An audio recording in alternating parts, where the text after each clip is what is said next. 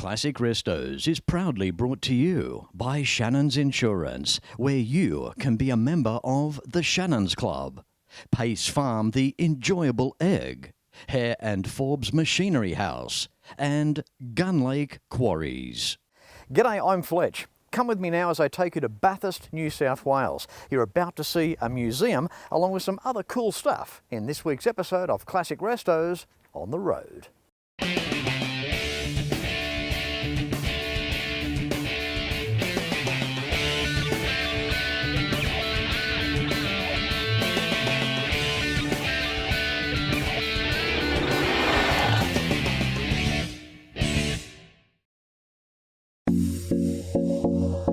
There's just something about Bathurst. Yep, to us it's probably a lot to do with Mount Panorama, and that in itself is unique because there aren't too many iconic race circuits of world standard that you can just drive around. Mount Panorama is a landmark we have grown up with, and Bathurst is the oldest inland settlement in Australia with a population nearing 37,000 people. Bathurst is the gold country, marking the first gold discovery and gold rush in Australia. Today, education, tourism and manufacturing drive the economy. Bathurst has a historic city centre, and with ornate buildings remaining from the gold rush period of the mid to late 19th century. At just under a 3-hour drive west of Sydney, geographically placed, it's ideal for a weekend getaway. There is just so much lovely stuff to see and do. Come to Bathurst. You'll be glad that you did. Well, it's a no-brainer where I'm standing. It's the must-do visit point for any motoring enthusiast. But there is something else here at Bathurst, apart from the Mount Panorama circuit, that is very special as well. Welcome to the National Motor Racing Museum. This is a set of coil springs with the shockies thrown in. What a bonus! Visit the most iconic racing circuit in the world, then just next door, another form of racing mecca awaits you. This is it. This typifies where motor racing at Bathurst all began. For most of us, we cut our teeth on this stuff. Right near the Bathurst Escape Road at Murray's Corner, this museum is a sacred place to many. It was officially opened in 1988 by our late Peter Brock. Inside you can feel the vibe. The stories of drivers and events are told through original trophies, race suits, leathers, race footage and photos. Yep, there is just something about Bathurst. And to tell us more, here is Brad Owen. So on display here, we've got a whole bunch of cars, probably somewhere between 115 to 110 vehicles at any one time. So we have cars, bikes, sidecars, all from the history of Australian motorsporting. So from the 1920s, some of the early vehicle races and trials, through the 30s, not so much for the war years, but then when Mount Panorama came on stream from 1938, a whole bunch of stuff there. So the cars and bikes that raced here at Mount Panorama, but we've got speedway bikes, we've got rally cars, touring cars, some of the modern supercars as well. Bathurst 12-hour, you name it, we have a spot under the roof here for those race cars. So even before the Mount Panorama track was established in 1938, Bathurst was the home of motorcycle racing here in Australia. We had the first motorcycle Grand Prix in 1914, and then in the early 30s, the Vale circuit. So it was on a road with traffic going the other way, and that's just out of town. And then finally in 1938, Mount Panorama was opened, and the first weekend, the first race was a bike race, and our museum displays definitely reflect that. We've got bikes from road racing, from off-road, speedway. We've got Wayne Gardner's 1987 World Championship 500cc bike, and a whole bunch of special motorbikes from that era of Australian motorsporting history. So it's not just all about the cars and the bikes. We've got a huge collection in the museum. We have a lot of the supporting material. We've got panels off bent cars that, the TAFE team restored. We've got engines, some of the engines where the bits have gone out the outside rather than staying in the inside during the race. So, that's always good for a bit of a laugh. Trophies, race suits, helmets, all nature of things. A huge photographic collection as well on display. And we do rotate those displays around. So even if you've been here recently, next time you come, you'll definitely be seeing something different, and you tell a little bit more of the story of our amazing sport. Brad, talk about time to wind the clock back. This particular car, 1977, who could forget that moment where Bond in the number 2 car, Moffat, in this car right here, crossing the line. What a duo, what a finish.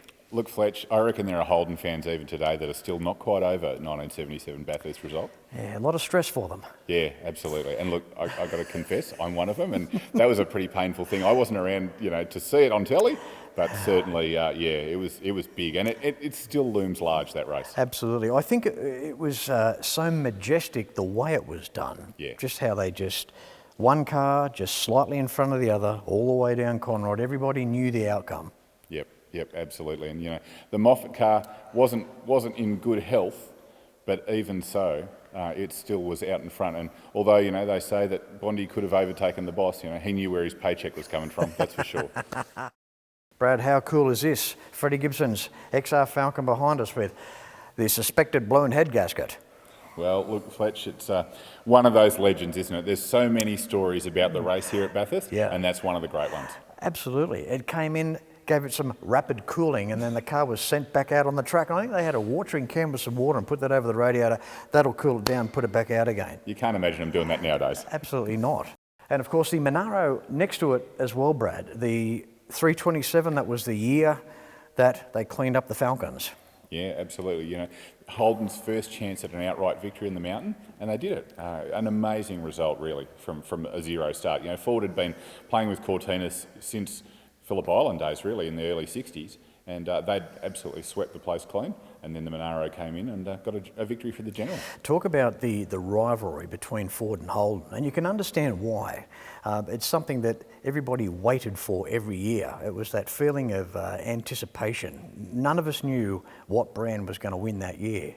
I think that's half of the excitement. Oh, absolutely. And I guess you look at it even going further back, Holden was selling so many cars in the Australian market, and then Ford came in 1960 with the Falcon, and they really had to establish themselves. So Holden was very much the sort of ingrained choice, but they weren't doing much in the way of motorsport at Bathurst, at least. There's a lot of club cars, FXs at FJs and things like that, EHs, but really they hadn't been a car good enough for the outright victory. So that rivalry, I think Ford was probably nearly an underdog, weirdly enough, and then Holden were coming in and trying to, put their authority on the race. And of course, Brad, the Mini. What a following these Cooper S's have. What can you tell us about this one? Oh, look, this is a replica of the 1966 Bathurst 500 winner. So, the Ford Cortinas, which had dominated the event, were now basically outlawed. The rules changed, and the Mini came in. And during the course of the season, the Mini was dominant. So it was going to go pretty well on the mountain. But probably no one expected the first 9 positions to all be Mini Cooper S's. Just amazing. And they never did it after that again. No, that's right. The next year the V8s came and that was it. Yeah. It wasn't until 1988 that another 4-cylinder car won the great race, and that was the Sierra with the big turbo on the side. All right, Brad, you walk in here, walk through the door. The bikes hit you as soon as you walk through the place. What can we expect to see here? Look, Fletch, we've got everything from a 500cc World Championship Grand Prix bike all the way to speedway and desert racing off-road bikes. So you have got the whole spectrum of motorcycling on display here. On that note, Brad, I'd like to thank you for your time this afternoon, showing us around and giving us a little insight as to what we can expect to see when we visit this amazing museum. Look, Fletch, it was an absolute pleasure to host you here today, and we hope that you and the Classic Restos viewers will be back here soon to see what's next at the National Motor Racing Museum. How could you not love it? Mount Panorama, the museum here on Murray's Corner. Amazing. Stick around, because after the break, we're going to be catching up with a guy by the name of Stu, and he has a lot to do with Shannon's here in Bathurst, New South Wales.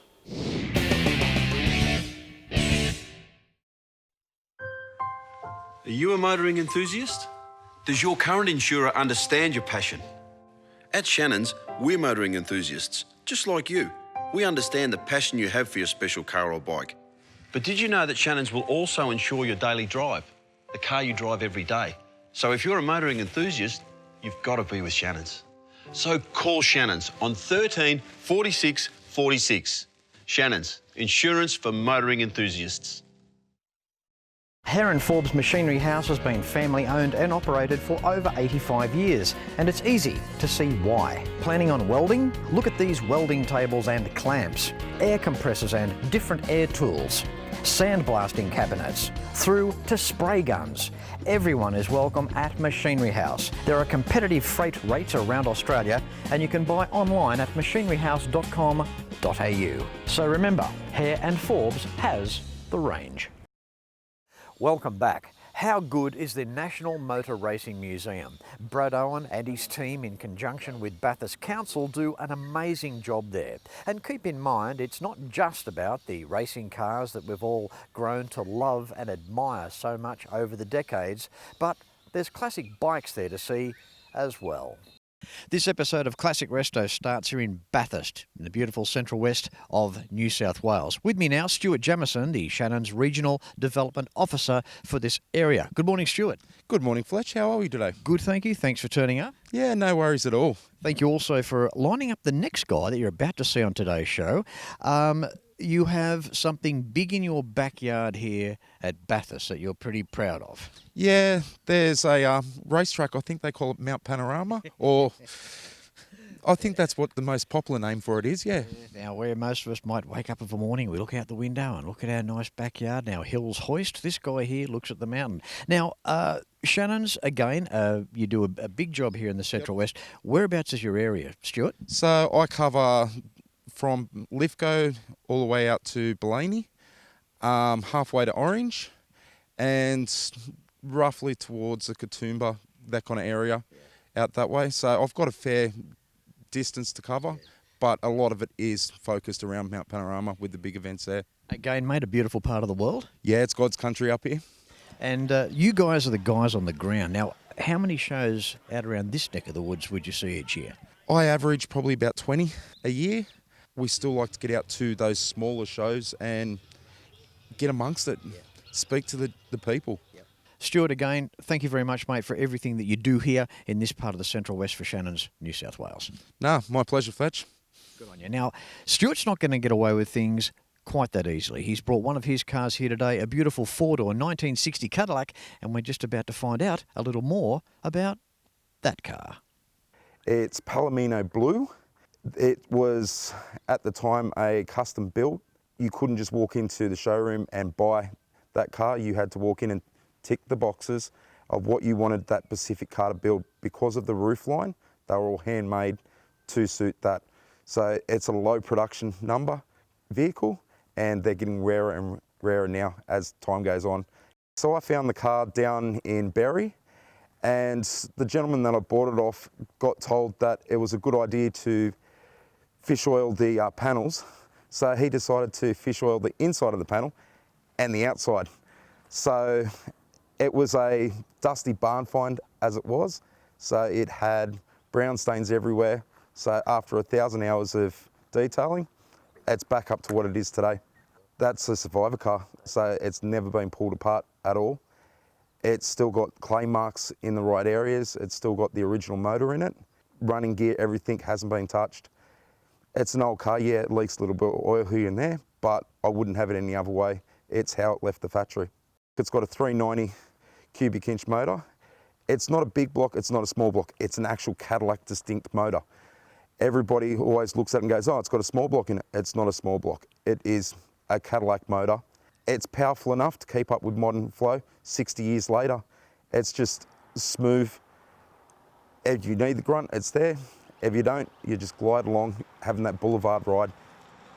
So the Cadillac is one of those cars where you take it out. It's a special kind of vehicle where you drive down the main street and you know you've got eyes on you, because not every day you get to see something this stunning going down the road. And that's why I bought the car. It's one of these cars where you can't leave it in the shed. It's got to come out to be enjoyed. It's one of those cars, it's just so lovely to drive. It's gorgeous. You just think how nice it would have been to have a whole fleet of these going down the road. And being that it's a Cadillac, it's that extra special kind of car just to go down the road. One of the features with this car is the automatic transmission in it. It's got a fluid coupling instead of a torque converter, so you can really get on the power, and it's just so smooth gliding up to there. Sometimes I'll look down and go, oh, am I really doing that speed? You don't realise the momentum that it is pushing along. The Cadillac distinction, you knew you'd made it when you had that Cadillac sitting in your garage. These cars were well known for doing 120 down an open road, just holding them flat and just gliding along, just absorbing up the bumps and just gliding down the road. So Shannon's, it's not just a job, it's a lifestyle. It doesn't matter what you drive, what badge is on it, what you ride, as long as you love it, get it out of the shed, enjoy it. Shannon's, it's a passion. So get them out there, enjoy it. When I was a kid, I loved cars. I've been a motoring enthusiast all my life. My life is hot rods, designing them, building them and racing. Hand-built with a stainless steel roof. It won the Monte Carlo Rally 4 times. Like Dad, I've always been a Ford man. In '71, this was the fastest four-door car in the world. Insurance? Shannon's, of course. There's no doubt about it, our classics mean a lot to us, and that's why they just have to be insured with Shannon's. Why not pick up the phone and give Shannon's a call for a quote and a chat on 134646. And keep in mind too that the Shannon's Club is one of Australia's most comprehensive automotive sites. For more information, visit shannons.com.au. It doesn't get much better than this. A few acres in a country setting, a plough in your yard, even if you don't use the damn thing. To the right of me, I have an awesome man cave. Beautiful gloss floor, a few hoists in there. It'd have to go down as the epitome of therapy for any motoring enthusiast. And to tell us more, welcome to today's show, Steve Ingwersen. Welcome to my man cave. This has been in the making for probably 20 years. A lot of drawings, a lot of thoughts of what I wanted to do. Yeah, but just didn't have the space. Finally got the space. It's taken about a year to build and probably another, nearly a year to get it decked out and finished off. I've still got a lot of ideas we want to do, but yeah, this is a dream. Yeah. What do I think of Peter Brock? An idol. He's someone I looked up to from when a young kid started watching motor racing. And he's probably what got me into cars, and hence why I've got the Brock Commodore, and yeah, I've had that for 30 years now, and yeah, I'll probably have it till I pass on. It's very hard not to be into cars being in Bathurst, even, I mean, Bathurst, the Mount Panorama is its own precinct, but this town benefits so much out of the races. And it's very hard not to be into cars, with the atmosphere and just the history that the town has through the cars. Yeah, it's, for a bloke at least, it's very hard not to have some sort of connection.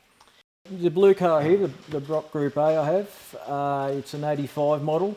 I've had it now for 30 years, a bit over 30 years. Yeah, it hasn't done a lot of work. I bought it with 21,000 Ks and it's got 27,000 on it now. That's my pride and joy. It just gives me I work all week, long hours, and I come home and it's something I can look at and go, yep, now I know why I work so hard. That's a project that next year, that's an L34, quite rare. It's been a local car all its life. It's originally owned by someone in Oberon, and then his brother bought it off him, and it's all there. It's just needs a bit of TLC, and that's next year's restoration. We'll do a full nut and bolt restoration on that. The red car here to the right of me, under the L34, it's a 71 Camaro. I've actually bought that for my son for his 21st, and that's a future project that we're going to eventually try and do together. 1977. We obviously Smoking the Bandit came out, and who didn't like Smoking the Bandit? So it's been something that I've always wanted. I just wanted to be able to drive something that was different to your normal Commodores and everything. And it's left-hand drive, and yeah, it's just a good old fun chugger. Next to that, to Trans Am, is the white Corvette. It's nearly finished. It was going to be bought for my wife to drive. So yeah. She likes old things and American, so yeah, I've just got a little bit more to do on that, and then if she chooses, that's for her, going to be her car to drive to work. Gemini, it's a bit sad looking at the moment, but that's going to be my wife's go-to-woe car. So she wants to do it up herself a little bit and have a bit of fun. The FC, it's a big restoration. It's got a bit of rust, which I'm not scared of for these other cars, but yeah, that's something that, with the history of Holden, and it's hard to find them now. So that's something that I'm going to look forward to do up to original. Okay, to my left is the green SV5000. Just come back from the panel shop, so it's just about finished. Limited edition, great car to drive, plenty of grunt. Just a nice car. Getting around Steve's man cave. I like what you have here, Steve. A 1982, a VH Commodore and SS. Nice job you're doing here, mate. Thanks, Fletch. Yeah, it's a bit of a project, and we're slowly getting there. I just believe if you're going to do a resto, it has to be done this way, down to every last nut and bolt. Seems to me that's what you're doing. Correct. Yeah. You got to do it. If you're going to do it right, do it once. So we're going to go right back, and everything's getting renewed and refurbished, and Nice car, the VH. Tell us a story. How did you acquire it, mate? Probably acquired it about 5-6 years ago. It was a pretty sad state, just obviously haven't got onto it for a while, but it's now back, as you can see, in the painting stage is all done, and now we start putting everything back together. Yeah. Nice looking car, the VH. I think out of the early Commodores, I don't think, mechanically between VC, there was nothing really went on at all, just a few cosmetic changes. Yeah, correct. I think just mainly the front end, the bonnet, the lights, front guards, just a bit of an upgrade, and same with the tail end. Tail lights, but generally, the dash, and it's pretty much the same car. And of course, with the exception of this car, obviously they're the last of the chrome bumper bars too. Yes, yeah, exactly. Even though these are painted, that's how they came out. Yeah, exactly. Yeah, last of the chrome bars. Talk about end of an era there. Yes, exactly. Steve, I love what you've done here with the Commodore. It ties in nicely with Mount Panorama, living in the Bathurst area. How could you not do that? Living in Bathurst, being a car guy, you just have to have something that has something to do in the mountain, wouldn't you? Yeah, you feel like you have a connection. Exactly right. So, these were obviously built based for 82 and 83, the race. So that's what Brock used as his base car to race. So, it feels like you have a bit of a connection. The paint, the colour, don't just say it's red. Has it got a name? Marinello Red. Marinello Red. Yeah. So, it's a standard car back then. I think it's one of the best reds. It's nice. Especially sitting here, done in the 2-pack, you can see the consistency of the paint. It's thick. It just looks beautiful. This is going to be one really nice car. Now, in terms of parts, the interior of the car when you got it, a lot of that original interior going back in? All the dash was cracked. That's getting fixed up. I've got all new interior, the original trim colour, the tweed, the herringbone. So, so it's going to go back like just brand new. Steve, on that note, I just want to thank you, mate, for your time here today, inviting us here to your place, your man cave. Beautiful shed. Love the floor. Eat your lunch off the floor, but you could. The car's inside. Holden, man, you've got some beautiful examples here, mate. And on the return one day, we're just going to have to see this car here on the road, I reckon. It's a deal. I appreciate you coming. Thanks very much for showing an interest in it. It's my passion, and it's, thanks very much for appreciating it. You're welcome. Good on you, Steve. Well done. Thank you very much. Thanks, Fletch. Cheers. Well, I hope you've really enjoyed this week's episode of Classic Restos, filmed in Bathurst, New South Wales, featuring a little from the National Motor Racing Museum, Stuart Jamieson from Shannon's and his amazing 1960 Cadillac, and of course rounding off today's show with Steve and his man cave. Episode 2 of Bathurst will be on next week's show. And speaking of which, no matter where you're watching Classic Restos from, until next week, please ride and drive safe. I'm Fletch, and I thank you very much for watching.